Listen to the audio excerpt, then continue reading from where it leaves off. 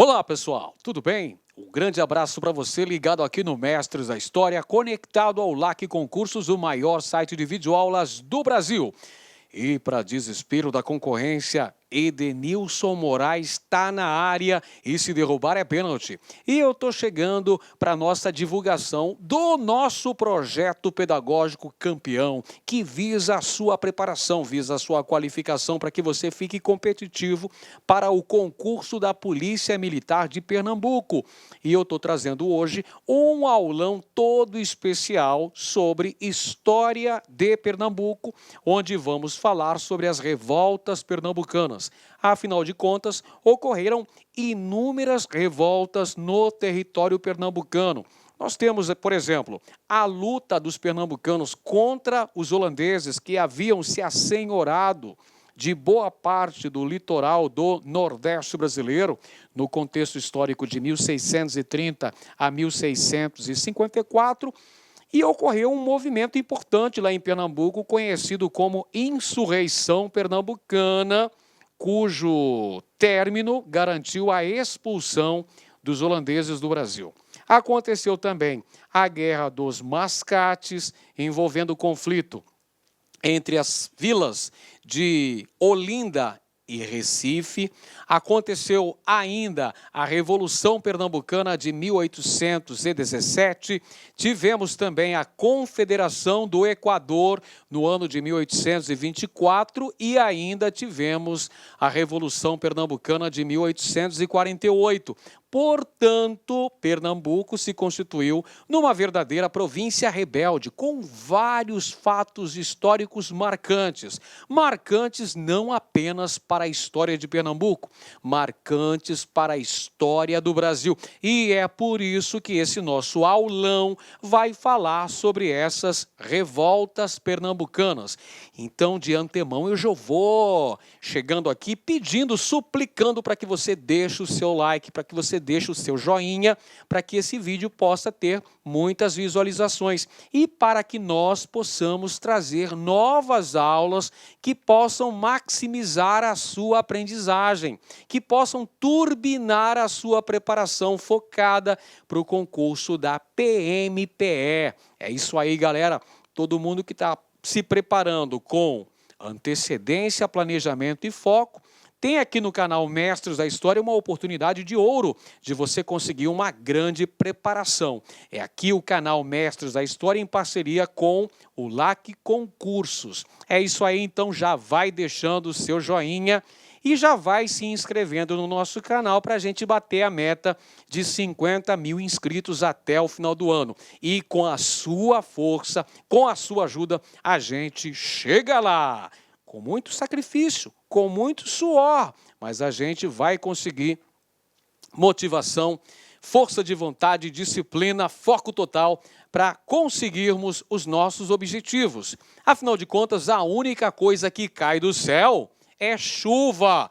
O resto é luta, é muita luta. Estamos aí na luta, estamos aí na atividade para trazer aulas muito bem fundamentadas para garantir uma boa preparação para os nossos amigos e amigas que acompanham o canal Mestres da História. Então a gente já começa falando sobre a importância histórica de Pernambuco. A importância histórica de Pernambuco. Por que aconteceram tantas revoltas em território pernambucano, professor? Tanto na época em que Pernambuco era uma capitania, quanto na época em que Pernambuco era uma província. Ora, isso aconteceu devido à grande importância histórica de Pernambuco. Afinal de contas, Pernambuco e também a Bahia, a bem da verdade, se constituíram em importantes núcleos de povoamento. A colonização do território brasileiro, feita pelos portugueses, a bem da verdade, vai ter um grande destaque na região Nordeste. Nós sabemos muito bem que a primeira vila fundada pelos portugueses aqui no Brasil foi a Vila de São Vicente, por Martim Afonso de Souza. Legal, mas é inegavelmente na região Nordeste que nós vamos ter o maior povoamento, o maior adensamento populacional e o desenvolvimento de atividades econômicas mais importantes no início do processo de colonização. Evidentemente que eu estou falando do cultivo de cana-de-açúcar. Então, o primeiro ponto importante, anota aí no seu caderno, Pernambuco, importante região de núcleo de adensamento populacional, ou seja, de povoamento. As primeiras feitorias destinadas à extração do pau-brasil foram instaladas em Pernambuco. Olha só, feitorias. As feitorias eram aqueles entrepostos comerciais. As feitorias serviam para o armazenamento da madeira do pau-brasil e também serviam para o abastecimento dos navios portugueses, né, que iam em direção à África e que iam também para as Índias. Tinham, então, um ponto de apoio. As feitorias que dedicavam-se à exploração de pau-brasil. Exploração de pau-brasil. As primeiras feitorias, então, implantadas em Pernambuco. Pernambuco, que a propósito se constituiu numa rica região das Américas. Faltou S, mas não tem problema, eu coloco S aqui agora. Rica região das Américas ao longo dos séculos XVI e XVII. Vale dizer que Pernambuco se constituiu no principal centro produtor de açúcar do mundo. Olha só a importância econômica que teve Pernambuco durante o período colonial, uma das mais ricas regiões da América. E também teve uma importância econômica e territorial. Além da importância econômica já mencionada, em razão do cultivo de cana-de-açúcar e da produção de açúcar e seus derivados, nós temos também a importância territorial de Pernambuco, que englobava terras que hoje fazem parte de outros estados brasileiros, tais como Alagoas, parte da Bahia, Rio Grande do Norte, Ceará, Paraíba. Então, a importância territorial de Pernambuco é inegável. Perfeito? Um dos episódios marcantes, uma das principais revoltas que aconteceram em Pernambuco foi a chamada Guerra dos Mascates, um conflito armado que envolveu as duas principais vilas, a vila de Olinda e a vila de Recife. A vila de Olinda, dominada pelos senhores de engenho. A vila de Olinda, dominada pelos senhores de engenho, ao ponto que a vila de Recife era dominada pelos comerciantes portugueses. Os comerciantes portugueses, vulgarmente chamados de mascates. Bom, vamos compreender o processo histórico. Isso é fundamental. Para se entender qualquer episódio, qualquer fato histórico, é muito importante você fazer a contextualização. Temos aqui o início do século XVIII. Bom, qual era a característica, o contexto histórico? O contexto histórico é marcado pela restauração da autonomia portuguesa, que foi alcançada em 1640, processo chamado de restauração.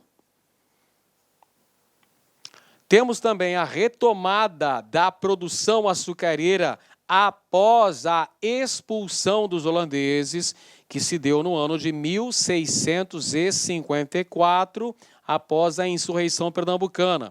Então, aqui você tem 1654, expulsão dos holandeses após a insurreição pernambucana. Então, nós temos aqui a retomada da produção açucareira, retomada da produção de açúcar em Pernambuco. Só que tem um pequeno problema aqui, pessoal. Com a expulsão dos holandeses, eles perderam os financiadores da produção.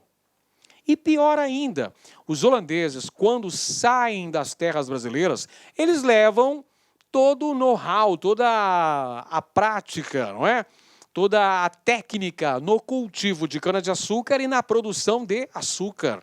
E os holandeses começam a produzir o açúcar nas Antilhas, lá na região do Caribe, na América Central. E o açúcar produzido pelos holandeses era de uma qualidade superior ao açúcar produzido em Pernambuco. E para piorar mais a situação, o açúcar era mais barato. Então presta bem atenção no contexto. Os senhores de engenho de Olinda perderam o financiamento na produção de cana-de-açúcar e ganharam concorrência pesada dos holandeses lá nas Antilhas. Então, eles vão contrair empréstimos junto aos comerciantes portugueses do Recife. Recife, que durante a ocupação holandesa era a sede da Nova Holanda, era a sede administrativa dos holandeses nos territórios por eles ocupados aqui no Brasil. Então, Recife desenvolveu, teve os investimentos urbanísticos que foram feitos pelo Nassau. Opa, quase que eu troquei as bolas. Investimentos urbanísticos lá em Recife foram feitos pelo Maurício de Nassau, o Conde João Maurício de Nassau. Pois bem, Recife desenvolveu-se, tinha um porto bastante movimentado, Recife tornou-se uma vila. Posteriormente, né? Recife tinha um comércio bastante dinâmico. Então, um dinamismo econômico de Recife, ao passo que Olinda estava em decadência. Então, temos uma decadência do ponto de vista econômico de Olinda. Então, os senhores de engenho, para garantir a produção açucareira, vão contrair empréstimos junto aos comerciantes portugueses. Então, nós temos a seguinte relação. Os senhores de engenho de Olinda eram devedores. Eles possuíam dívidas para com os comerciantes portugueses, chamados pejorativamente de mascates. Esses, então, eram os credores. E aí, diante do desenvolvimento de Recife, esses comerciantes vão solicitar às autoridades metropolitanas a elevação de Recife à condição de vila, fato que vai acontecer no ano de 1709, vamos colocar a data aqui, ó. 1709, elevação de Recife à condição de vila. Recife recebe o seu pelourinho e Recife também passa a possuir a sua Câmara Municipal, Então, diante da autonomia de Recife, evidentemente que os senhores de engenho de Olinda não tinham mais influência lá em Recife. Eles vão reagir a essa emancipação recifense. Como é que eles vão reagir, professor? Eles vão invadir Recife, vão derrubar o pelourinho, símbolo da autonomia política de Recife, e vão dar início à chamada Guerra dos Mascates, refletindo aí esse sentimento de antilusitanismo, porque Recife era comandada pelos comerciantes portugueses, vulgarmente chamados de mascates. Portanto, a Guerra dos Mascates é basicamente um conflito, uma disputa pelo poder político local, que vai envolver lideranças político-econômicas das duas vilas, da Vila de Olinda, que queria manter esse status e o controle sobre Recife, e a Vila de Recife, que queria sua autonomia. E mais do que isso, Recife vai continuar com a sua autonomia, tá certo? Vai haver uma intervenção por parte da coroa portuguesa que vai dar ganho de causa a Recife. Recife garante a sua autonomia e acaba se tornando a capital, a nova capital de Pernambuco, a partir de 1714. Bem legal. Outro movimento... Peraí, cara, eu já errei aqui, não pode aceitar um negócio desse. Como é que o cara coloca um erro assim, meu irmão? Não tem problema, eu vou ajeitar, é agora, meu irmão.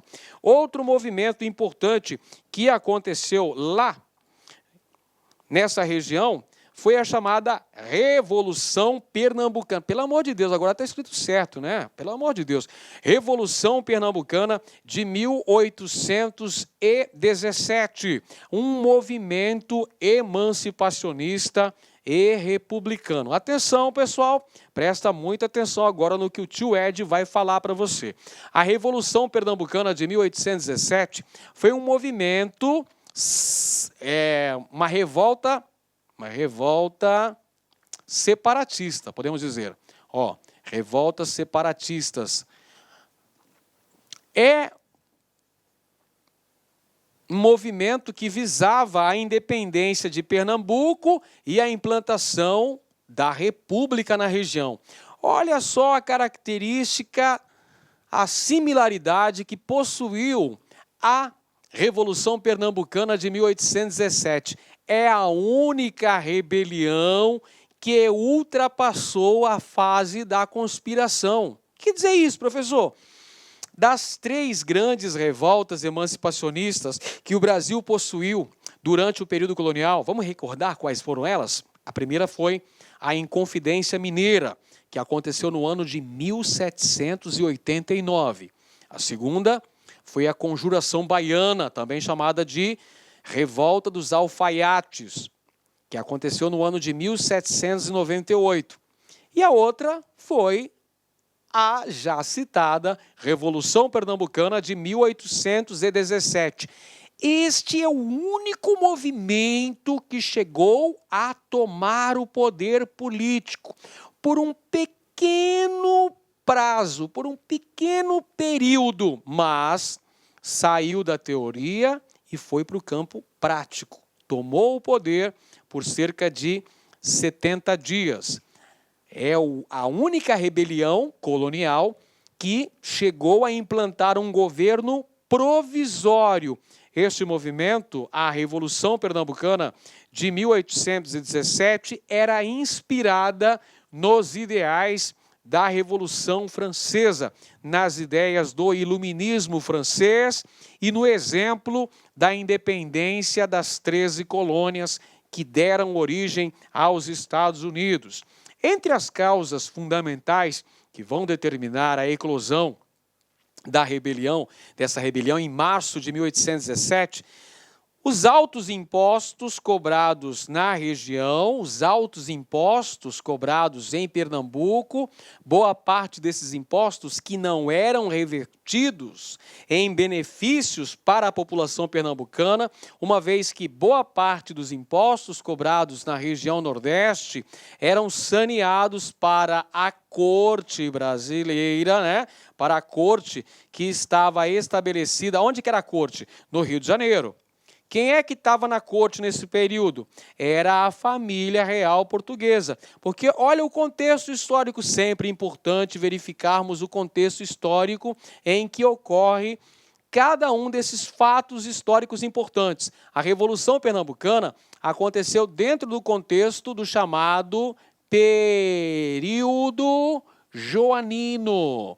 Período joanino, que aconteceu entre 1808 e 1821, aquela época em que a família real portuguesa e toda a burocracia daquele país esteve instalada no Rio de Janeiro, no contexto das guerras napoleônicas. Então, para sustentar os privilégios, o luxo da corte estabelecida no Rio de Janeiro, cobrança de elevados impostos que, evidentemente, geravam muita insatisfação por parte da população pernambucana. Outro fator importante que também vai ser um combustível, vai ser um aditivo importante nesse processo, crise econômica, queda na produção de cana-de-açúcar e de algodão, em virtude de uma série de fatores, concorrência externa, em razão da seca, uma seca muito braba que aconteceu lá em Pernambuco em 1816, tudo isso afeta consideravelmente a economia local e vai insuflar mais ainda a população.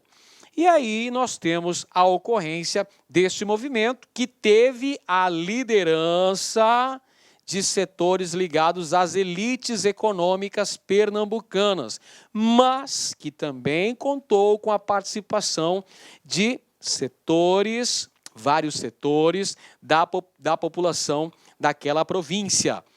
E como disse, chegaram ao poder e implantaram um governo provisório que durou 70 dias, mas aconteceu uma violenta repressão enviada pelo príncipe regente Dom João, que vão fazer um bloqueio terrestre e naval, esgotando completamente as forças dos rebeldes pernambucanos. Muitos deles acabam mortos. E uma das punições, além das condenações à morte que aconteceram, das principais lideranças desse movimento, que contou inclusive com a participação de muitos padres, dentre eles o padre Miguelinho. O padre Miguelinho estava participando desse movimento da Revolução Pernambucana. Por isso que esse movimento também é chamado de Revolução dos Padres. Uma das represálias da coroa portuguesa em relação a Pernambuco foi a perda da comarca de Alagoas, porque a comarca de Alagoas permaneceu fiel a Portugal. Então, como prêmio, ela foi emancipada de Pernambuco. Ela foi desmembrada de Pernambuco, surgiu a província de Alagoas. Outro movimento importante também em Pernambuco, a Confederação do Equador, que aconteceu 7 anos depois, já no contexto histórico do Primeiro Reinado. Sempre importante verificarmos o contexto histórico. É a fase do governo de Dom Pedro I no Brasil, chamado Primeiro Reinado, que aconteceu entre 1822 e 1831. Legal. A Confederação do Equador também foi um movimento republicano, um movimento rebelde que aconteceu em Pernambuco e espalhou-se por outras províncias nordestinas. Uma manifestação concreta contra o despotismo imperial, contra a excessiva centralização política na corte. Afinal, Dom Pedro I, imperador brasileiro, havia dissolvido a Assembleia Constituinte na noite da agonia e havia se reunido com o Conselho de Estado e imposto goela abaixo da população uma Constituição. A Constituição de 1824, que foi outorgada e estabeleceu 4 poderes. Além dos 3 tradicionais, tinha mais o poder moderador, que era de uso exclusivo do monarca brasileiro. Então, essa excessiva centralização política, essas medidas consideradas extremamente arbitrárias, são fatores que vão gerar a Confederação do Equador, um movimento de repúdio ao despotismo imperial, de repúdio à imposição da Constituição de 1824, movimento que teve lideranças importantes em Pernambuco, tais como Manuel Carvalho Paes de Andrade, Cipriano Barata, que já havia participado, inclusive, da Conjuração Baiana de 1798, também foi deputado constituinte nas Cortes 1820, lá em Portugal, e o Frei Caneca, Frei Joaquim do Amor Divino, o Frei Caneca, uma das importantes lideranças desse movimento. Frei Caneca, que tinha o jornal Tifes Pernambucano, onde divulgava essas ideias liberais. Esse movimento, a Confederação do Equador, contou com ampla participação popular, só que não teve trégua, amigo, não teve acordo e houve uma violenta repressão imperial. O imperador contratou, inclusive, mercenários para esmagarem essa rebelião. Houve uma violenta repressão e, mais uma vez, Pernambuco perde territórios. Desta feita, foi a comarca do São Francisco. Olha aí, Pernambuco retalhado novamente. perdeu a comarca do São Francisco, que passou a ser território da Bahia, passou a ser terras pertencentes à Bahia. Mais uma revolta importante, a Revolução Praieira. A Revolução Praieira, que é considerada a maior insurreição armada do Segundo Reinado. Então já pegamos aqui o contexto histórico. A Revolução Praieira, que aconteceu em 1848 e só foi solucionada definitivamente 2 anos depois, é considerada a maior insurreição do Segundo Reinado, ou seja, do período em que Dom Pedro II esteve à frente do Império Brasileiro. Muito bem, pessoal. A Revolução Praieira foi um movimento popular contra a monarquia. Então, era um movimento também de caráter liberal e federalista, que, como já dissemos, começou em 1848, estendendo-se até 1850.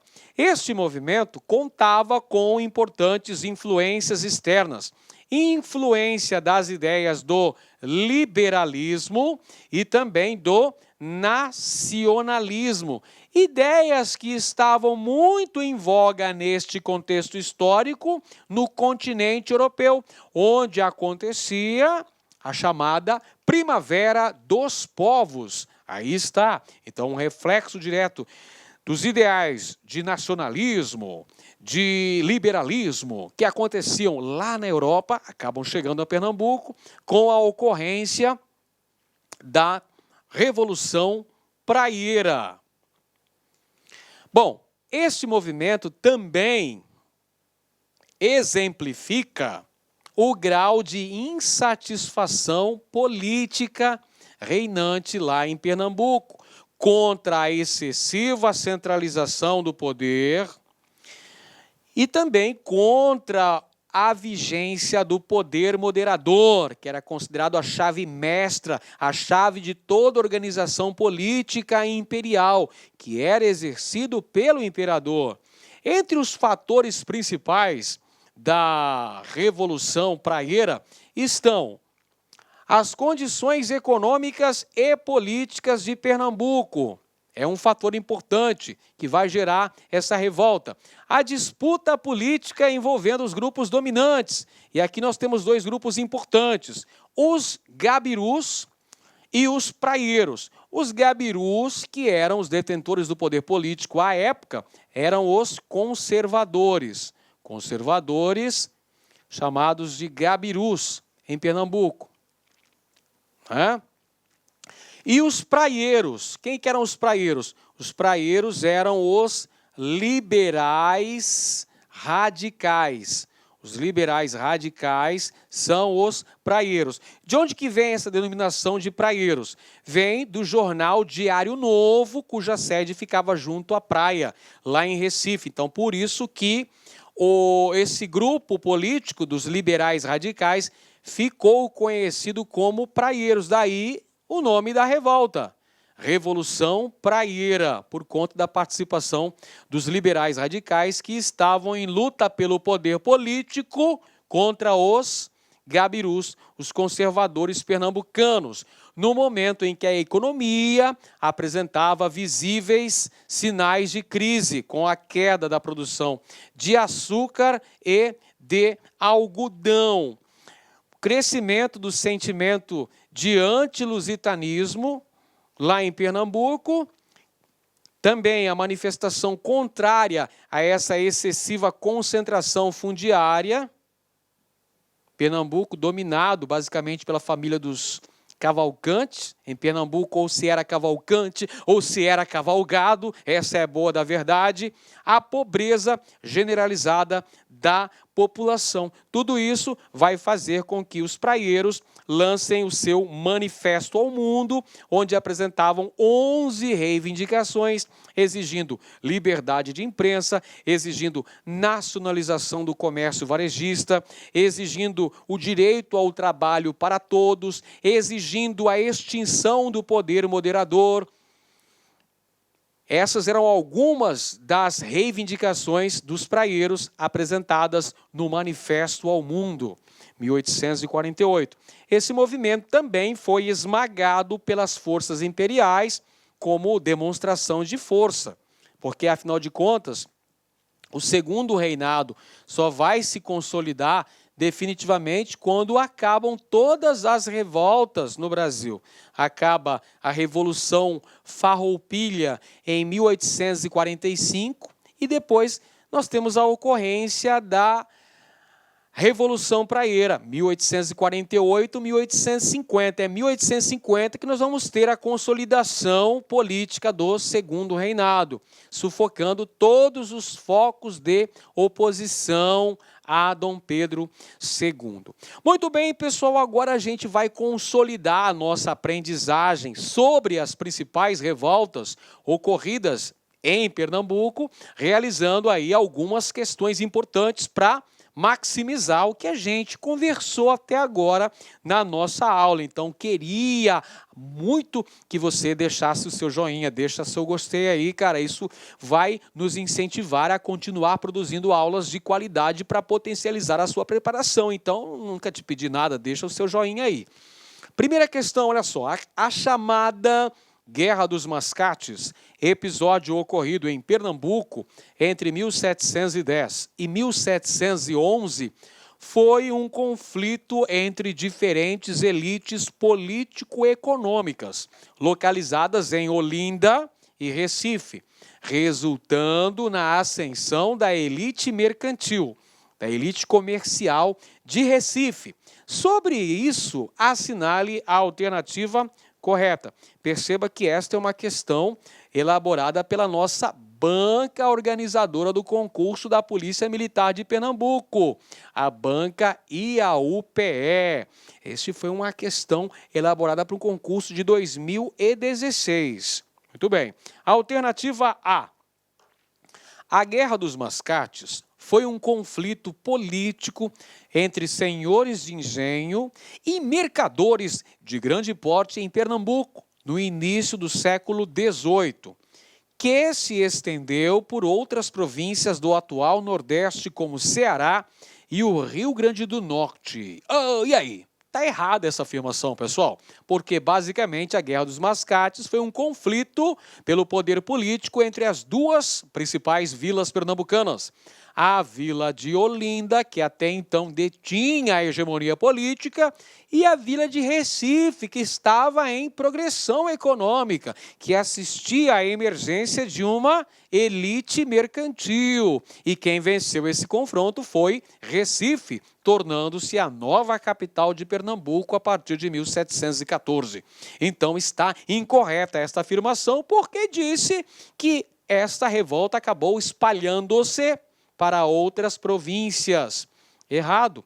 E outro aspecto, cara, não era província ainda, era capitania. Só passou a ser província após a independência do Brasil, já no século XIX. Outro erro aí, né? Muito bem. Alternativa B. Os mercadores do Recife foram politicamente apoiados em sua revolta contra o poderio dos senhores olindenses por diversos grupos sociais livres de Recife e Olinda, assim como por um pequeno número de escravos. Incorreta essa afirmação, porque basicamente foi uma disputa entre as elites político-econômicas. Eram seus interesses que estavam em jogo. Alternativa C. Em 1711, as autoridades coloniais puseram fim ao conflito, reafirmando o status de Recife enquanto vila, o que conferiu à elite dessa povoação os meios para consolidar seu poder político na capitania, mediante cargos na Câmara Municipal da nova vila, isto é, Recife. Beleza, está correta essa afirmação, pode assinalar a letra C de casa, é a alternativa correta. Alternativa D. Os mercadores do Recife, em sua ânsia por liberdade, proclamaram a República em 1711. Proclamação, entretanto, revogada pelas autoridades coloniais. Na verdade, quem tenta alcançar esse poder, manter esse poder e chega a tentar uma proclamação de república é Olinda, tá? Medida que foi revogada pelas autoridades coloniais. Letra E. Em 1711, as autoridades coloniais puseram fim ao conflito. Beleza. Elevando o Recife à categoria de vila, mas dando à elite olindense a primazia sobre os cargos da nova Câmara Municipal do Recife. Não, se Recife foi elevada à categoria de vila, que tinha Pelourinho e Câmara Municipal, os cargos de homens bons seriam ocupados por membros da elite de Recife. Muito bem. Próxima questão, também elaborada pela banca IAUPE-NET. Muito bem, IAUPE-UPE-NET. Olha só. Essa caiu no concurso do Corpo de Bombeiros Militar de Pernambuco no ano de 2017. A galera reclama um pouquinho sobre essa banca. Fala, essa banca aí é foda, né? É difícil, porque são questões muito longas, questões que apresentam o enunciado. Cara, vamos jogar aí de acordo com a regra do jogo. Se a banca apresenta texto, cara, se prepara para interpretar esse texto. Estude com determinação, que a banca pode querer fazer pegadinha, fazer o que quer que seja. Se você estiver preparado, se você tiver estudado, se você der conta do recado, se você estudar o edital, mas o edital não saiu ainda, estuda pelo último. Não fica esperando, não. Já vai saindo na frente. E por falar nisso, já ia me esquecendo, vou mandando aqui um salve para o grande Correia Lopes. Aê, Correia Lopes! Não se esqueça também de divulgar esta aula aí nos seus grupos do WhatsApp. Tem o grupo da galera que está se preparando, da galera que está se dedicando para o estudo aqui do concurso da Polícia Militar de Pernambuco. Um salve, então, aquele abraço para o Correia Lopes. Lembrei, hein? E aí o seguinte, pessoal, voltando a falar da banca IAUPE, UPE-NET, cara, eu sei que muita gente não gosta, mas se a banca tem esse costume de apresentar textos, procurar fundamentar as questões com trechos que são resultado de pesquisas desenvolvidas principalmente na Universidade Federal de Pernambuco, ou livros publicados sobre os mais diferentes assuntos que constam no edital, a única coisa que nos cabe é nos preparar de forma condizente para enfrentar isso aí. Não adianta mimimi, não adianta chorar. Tem que enfrentar a realidade, né? Vamos que vamos. Segundo o historiador Marcos Carvalho, alguns aspectos chamam a atenção na história social do Recife, na primeira metade dos 800.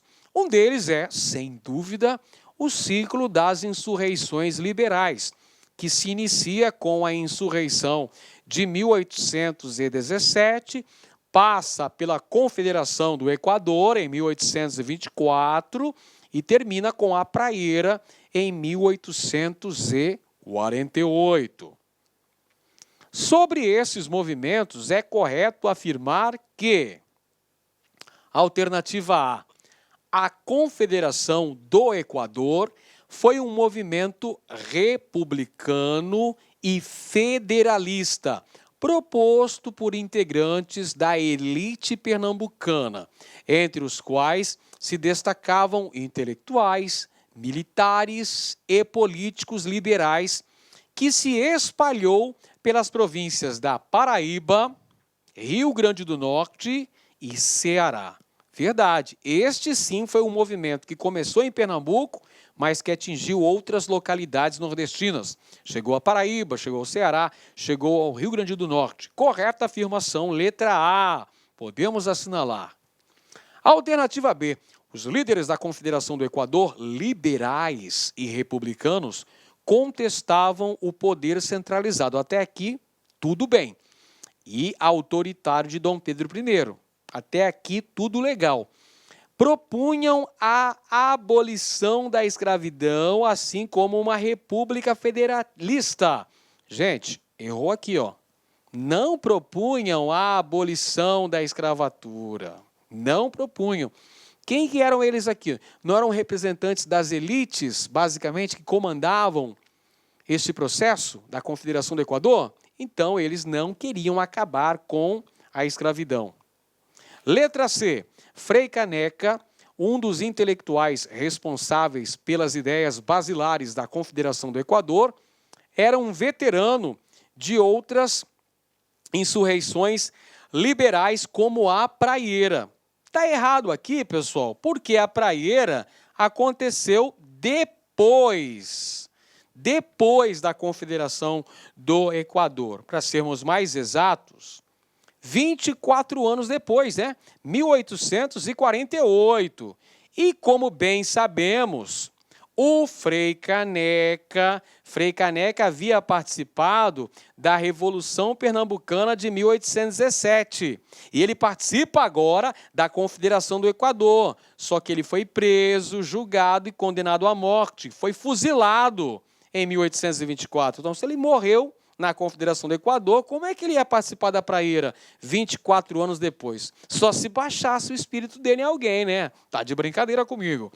Letra D. Apesar da derrota das forças da Confederação do Equador para as forças do Império, a província de Pernambuco, que a partir dessa revolta consolidaria uma imagem de província rebelde, conseguiu assegurar um novo território, a comarca do São Francisco, agregada a partir da Bahia. Nada disso, está errada essa afirmação, pessoal, está errada essa afirmação, porque este território, a comarca do São Francisco, acabou sendo anexada à província da Bahia. Foi uma represália pela ocorrência desse movimento rebelde. O imperador Dom Pedro separa a comarca do São Francisco e passa a entregá-la para a Bahia, vira território da província da Bahia, tá bom? Alternativa E. Diferindo da Revolução Praieira, que defendia a bandeira da abolição, os principais líderes da Confederação do Equador eram anti-abolicionistas. Calma aí, muita calma nessa hora. Devagar com o andor que o santo é de barro. Pessoal, tanto os líderes principais da Revolução Praieira quanto as principais lideranças da Confederação do Equador eram anti-abolicionistas, ou seja, eram contrários à abolição da escravatura em Pernambuco. Muito bem, tem mais uma questão aí, não vai embora ainda não. Mais uma questão da nossa banca e a UPE. Olha só, a rica literatura sobre a insurreição praieira ensina que sua história tem início na década de 1840, quando apareceu em Pernambuco uma dissidência do Partido Liberal, mais conhecido pelo apelido de Partido Praieiro, em relação à sede de reuniões destes líderes políticos, que era o jornal Diário Novo, localizado junto à praia, né? Então, daí o Partido Praieiro, lá em Recife. Muito bem. Esse movimento insurrecional, que movimento é esse? A Revolução Praieira. Teve como principal ou principais características sociopolíticas vamos lá, alternativa a configuração de um movimento militar de caráter republicano. Não, é um movimento político. Movimento político. Letra B. Defesa da emancipação do Brasil com o apoio dos comerciantes. Não, o Brasil já era um país independente. Estamos falando de 1848, estamos falando do Segundo Reinado no Brasil. O Brasil já era um estado independente, uma nação independente. Letra C. Batalha pelo fim do regime escravista e a liberdade de imprensa. Não, gente. Esse movimento apresentou até lá o Manifesto ao Mundo com 11 reivindicações importantes, mas não incluía o fim do regime escravista. Para com isso. Letra D. Manutenção do poder das elites e repressão aos comerciantes. Não, uma disputa contra o predomínio das elites, representada pelos chamados gabirus. Os gabirus, os conservadores pernambucanos. Tá? Por que gabiru? Sabe por que gabiru? Gabiru é um rato, né? Então, acusando lá os conservadores de serem ladrões, de serem corruptos, eles são apelidados de gabirus. Então, aqui nós temos a luta contra oligarquias locais, principalmente da família dos Cavalcantes, ou se é Cavalcante, ou se é Cavalgado. Essa frase aí do político pernambucano, aí que fala assim, em Pernambuco, ou se é Cavalcante, ou se é Cavalgado.